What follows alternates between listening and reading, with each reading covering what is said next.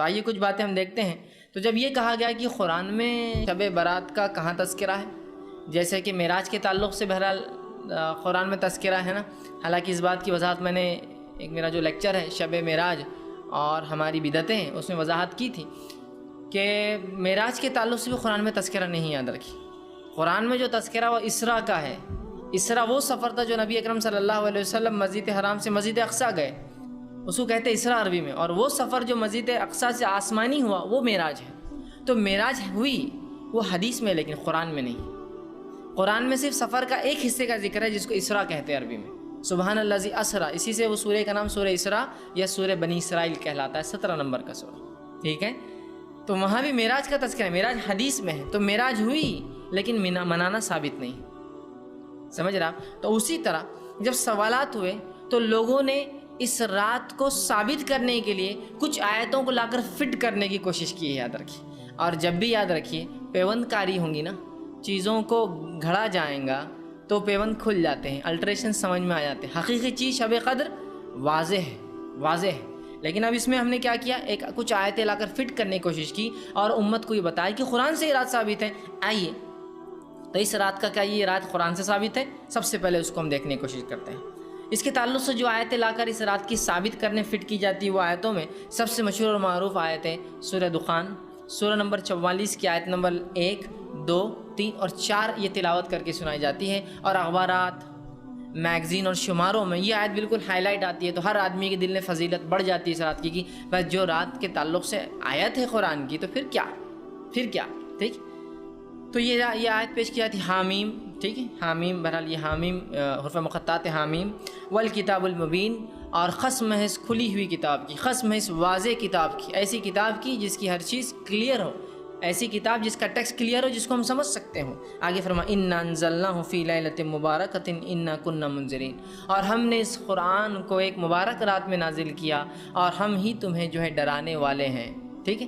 اس قرآن کو مبارک رات میں نازل کیا، ہم ہی تمہیں ڈرانے والے، فیہا یفرق کل امر حکیم، اور اس رات ہم جو ہے سارے مضبوط فیصلے، حکمت والے مضبوط فیصلے اس رات ہم کرتے ہیں، امر من عندنا، اور یہ تمام حکم ہمارے طرف سے ہوتا ہے، یہ احکامات ہمارے طرف سے ہوتے ہیں، انا کنا مرسلین، اور اے نبی ہم نے آپ کو رسول بنا کر بھیجا، ہم ہی نے آپ کو اپوائنٹ کیا رسول بنا، اس لیے کہ کوئی آدمی خود اپنے آپ کو رسول نہیں بنا سکتا، ہم نے آپ کو رسول بنا کر بھیجا ہے۔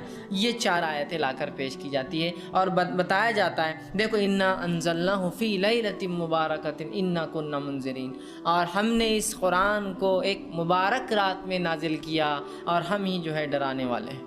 اب جب یہ بات سمجھ میں آتی ہے، اور پھر اس رات کو ایک نیا نام دیا گیا، ایک نام تو پرانا ہے، مشہور ہے، وہ ہے لیلۃ البرات یا لیلۃ جو ہے شب برات، لیکن اب جو ہے قرآن سے چونکہ ثابت کیا جا رہا ہے تو اس کا نام تبدیل کر کے رکھا گیا لیلۃ مبارکہ، مبارک رات، ہے نا۔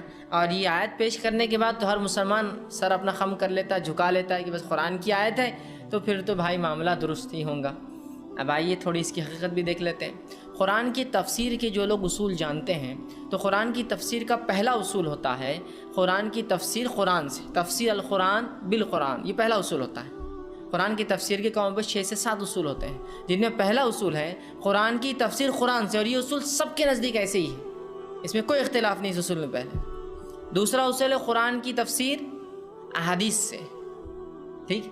تو آئیے اس اصول کے مطابق چلیے پہلا اصول اس پر لاگو کرتے ہیں، قرآن کی تفسیر قرآن سے، ٹھیک۔ کیا فرمایا؟ قسم ہے اس واضح کتاب کی، اور ہم نے اس کتاب کو ایک مبارک رات میں نازل کیا اور ہم ہی تمہیں جو ہے ہم جو ہے ڈرانے والے ہیں۔ آئیے اب اس کو تھوڑا سا جانچنے کی کوشش کرتے ہیں کہ اس کا کیا معنی ہے، اس کا جو اللہ رب العزت فرمایا ہم نے اسے ایک مبارک رات میں نازل کیا اور ہم ڈرانے والے ہیں۔ قرآن سے اس کی تفسیر لینے کی کوشش کرتے ہیں تو پتہ یہ چلا یہاں اللہ رب العزت نے قرآن کی قسم کھا کر یہ کہا کہ ہم نے اس قرآن کو مبارک رات میں نازل کیا۔ اب اگر میں ایک ادنا طالب علم، اسٹوڈنٹ آف اسلامک اسٹڈی جس کو بولیں گے، ادنا طالب علم جس کو قرآن کا کچھ بھی تھوڑا بہت بھی مطالعہ ہے، اس کو معلومات ہے، نالج ہے، اس سے سوال کروں قرآن کب نازل ہوا، تو میں سمجھتا ہوں اگر 1000 کا مجمع ہے، لاکھ کا مجمع ہے، تو 1% لوگ بھی نہیں بولیں گے 15 شعبان 15 شعبان 15 شعبان، کیا بولیں گے آپ؟ کون سا مہینہ؟ رمضان۔ ایک ادنا طالب علم میں کہہ رہا ہوں، لاکھوں کے مجمع میں بھی کوئی یہ نہیں بولے گا کہ یہ قرآن جو ہے شعبان میں اترا ہے نا؟ کب اترا ہے؟ رمضان۔ اس کی گواہی کہ تو اللہ کی کتاب نے دی۔ خود اللہ رب العزت فرماتا ہے سورہ بقرہ سورہ نمبر 2 آیت نمبر 185، شہر رمضان الذی انزل فیہ القرآن ھدی للناس بینات من الہدی والفرقان۔ رمضان وہ مہینہ تھا جس میں قرآن کا نزول ہوا انسانیت کی ہدایت کے لیے، اور ایک فرقان بنا کر، فرق کرنے والی کتاب بنا کر ہم نے بھیجا ہے، کرائٹیریا بنا کر، ایک اصول، ایک کسوٹی بنا کر اس کتاب کو بھیجا ہے، فرقان۔ سمجھ رہا ہے بات کو؟ تو یہاں اللہ نے فرما دیا کہ رمضان وہ مہینہ تھا جس میں قرآن کا نزول ہوا۔ تو قرآن کب نازل ہوا؟ رمضان میں۔ آئیے اب رمضان میں وہ کون سی رات تھی جب اترا؟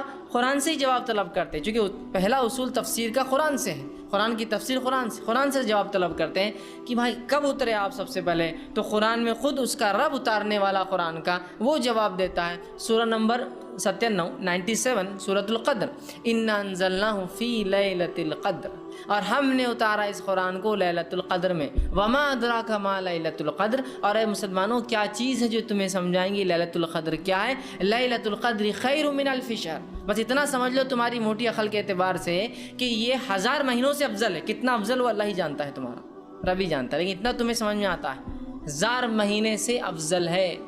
کون سی رات؟ لیلۃ القدر، ہے نا؟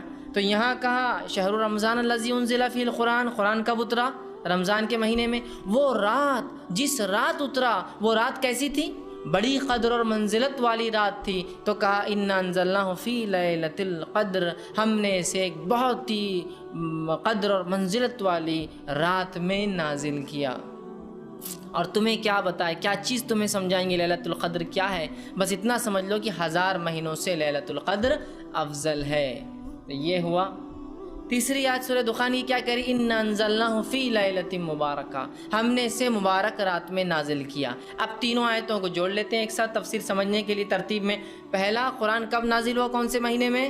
رمضان۔ جس رات نازل ہوا اس رات کا نام کیا ہے؟ قدر۔ اور چونکہ اس میں قرآن اترا تو یہ رات کیسی ہے؟ مبارک۔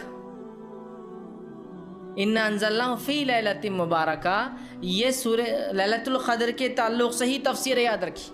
اور آگے کیا فرمایا؟ مبارکہ انا کنا منذرین فیہا یفرق کل امر حکیم، اور اسی رات ہم سارے حکمت کے اور بڑے مضبوط والے فیصلے کرتے ہیں۔ مطلب مفسرین لکھتے ہیں اس رات اللہ رب العزت نے جو تقدیریں ہماری لکھ دی ہے، اس تقدیر کو فرشتوں کو سونپ دیا جاتا ہے ایئرلی، کہ آپ کیا ایکسیکیوٹ کرنا ہے، یہ بندوں کے ساتھ کیا کیا کرنا ہے۔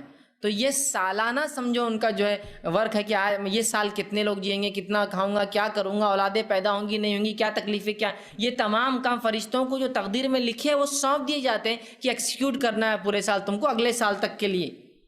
ٹھیک، تو اس رات یہ ہوتا ہے نا۔ اور اسی بات کو اللہ رب العزت نے سورہ قدر میں دہرایا اور کہا وما ادراک ما لیلۃ القدر، لیلۃ القدر خیر من الف شہر تنزل الملائکۃ والروح، اور اترتے ہیں اس رات ملائکہ، ٹھیک، فرشتے اور روح۔ جبرائیل امین کا ایک نام ہے روح الامین، اترتے ہیں اس رات جبرائیل اور فرشتے۔ اور آگے فرما فیہا باذن ربہم من کل امر، اور اللہ کے حکم سے اترتے ہیں، اور تمام احکامات جو مضبوط احکامات ہیں جو اس سے پہلے سورہ دخان میں آ چکے ہیں کہ اس رات ہم اپنے احکامات کو وہ کرتے ہیں، تو کہا من کل امر، اور اس رات ہم اپنے احکامات کو نازل کرتے ہیں۔ ٹھیک ہے، سلام ہی حتی مطلع الفجر، اور سلامتی والی ہے رات فجر کے طلوع ہونے تک۔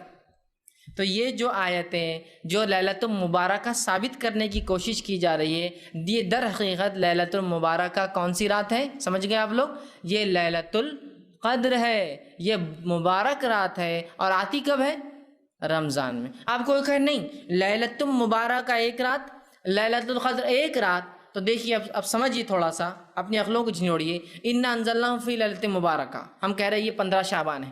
انا انزلناہ فی لیلۃ القدر، ہم کہہ رہے ہیں یہ قدر ہے جو کہ 21 رمضان، 23 رمضان، 25 رمضان، 27 رمضان اور 29 رمضان میں سے ایک۔ ٹھیک، تو اس کا مطلب یہ ہوا قرآن 2 بار نازل ہوا، قرآن 2 بار نازل ہوا۔ ایک بار نازل ہوا 15 شعبان کو، اور شاید رسول اللہ پھر بھول گئے جب نازل ہوا، پھر اس کے بعد پھر دوسری بار اتارنا پڑا۔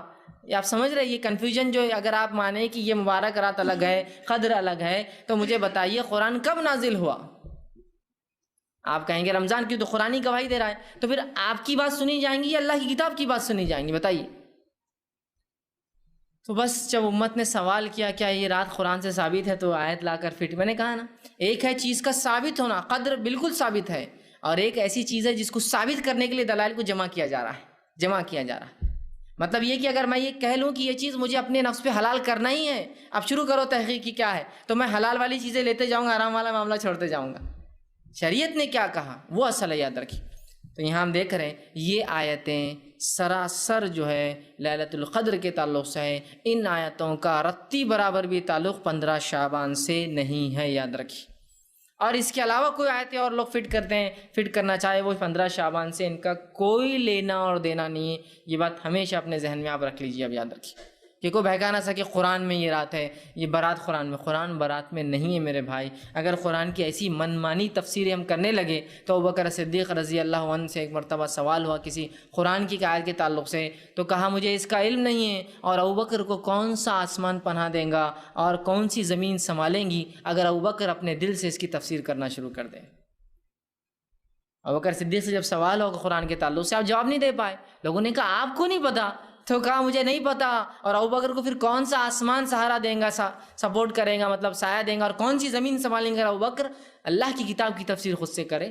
تو اللہ کے لیے اللہ کی کتاب کی تفسیر اپنی من مانی مت کیجیے۔ اور کسی مفسر نے اس کا معنی یہ نہیں لیا کہ یہ سوائے ان کے جنہوں نے مختلف عجیب و غریب دعوے کر رکھے ہیں، جن کو اہل باطن جن کو کہتے ہیں، جن کے سامنے ظاہر نہیں، ان کو باطن علم ہوتا ہے، ان کے نزدیک یہ تفسیر میں آتا ہے 15 شعبان۔ اس کے علاوہ کسی نے بھی اس کو، بلکہ علامہ ابن کثیر نے کہا یہ تو قدر ہی ہے، یاد رکھیے مکمل طور سے۔ تفسیر التبری میں کہا کہ یہ تو قدر ہی ہے یقینی طور سے، اس لیے کہ یہ قدر کی تفسیر ہے۔ سورہ جو لیلۃ القدر ہے، اسی وہ رات چونکہ مبارک ہے، یہاں اس کا ایک صفت کا تذکرہ ہو رہا ہے، وہاں نام کا تذکرہ ہو رہا ہے، اور سورہ بقرہ میں وہ کب آتی ہے، رمضان کا تذکرہ ہو رہا ہے، تینوں باتیں آتی ہیں۔ تو قرآن سے یہ رات ثابت نہیں، یاد رکھی۔ تو کوئی اب خواہ مخواہ کسی کو باور کرنے کو